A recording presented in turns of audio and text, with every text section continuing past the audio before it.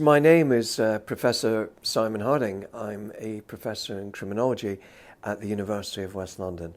I'm also the director of the National Centre for Gang Research. My name is Craig Pinkney. I'm the director of SOLVE, the Centre for Youth Violence and Conflict. I'm Niven Rennie, director of the Scottish Violence Reduction Unit.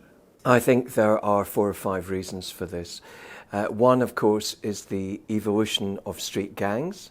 We have quite violent youth groups, street gangs, who are affiliated and coming from areas of multiple deprivation. We can, look at some of the structures around responding to issues of gangs and serious youth violence, specifically knife crime.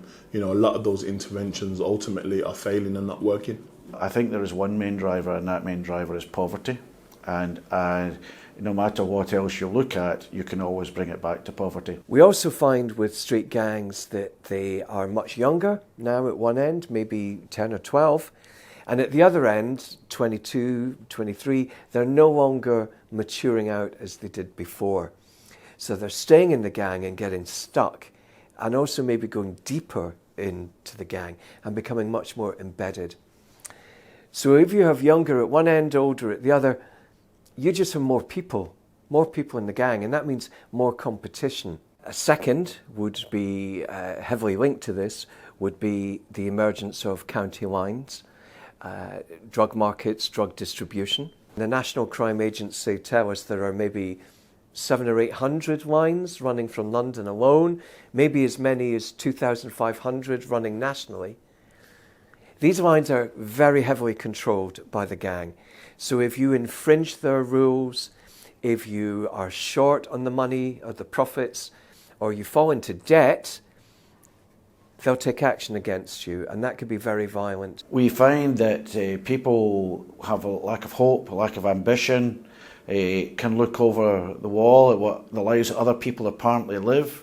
They can put on their televisions and see a different life to the one that they're actually living. Third factor would be perhaps social media and the changes in social media. Social media acts really as an accelerant for things that are already happening and already in play. Young people can be very free with their opinions, and these opinions will ratchet up very, very quickly.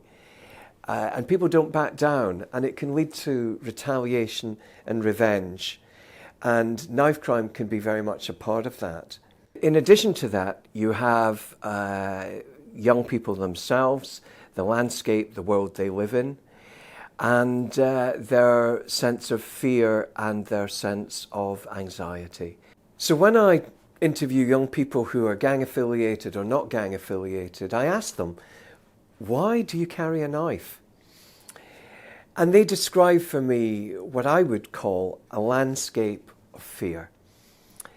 They talk about ungoverned, unpoliced, and unsafe spaces, places where there are no capable guardians, nobody with oversight or governance of those spaces, whether that is online, whether that is on their estate or on their way to school.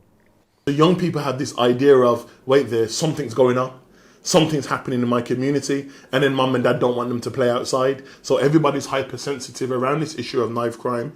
And the culture, and when we talk about youth cultures of young people, what that dictates and what that educates children and young people is that in order to protect yourself in this hypersensitive environment is to carry a knife. Quite often young people get involved in the mythology of carrying a knife. They think everybody's carrying a knife. And we know that's not true, but in their world, they don't see it like that. And then we talk about the rise of mental health and anxiety of young people around the UK. Again, these predictions around the COTS within services during 2011, 12 and beyond has created that environment for children and young people to be involved in a lot of the things that we're now talking about.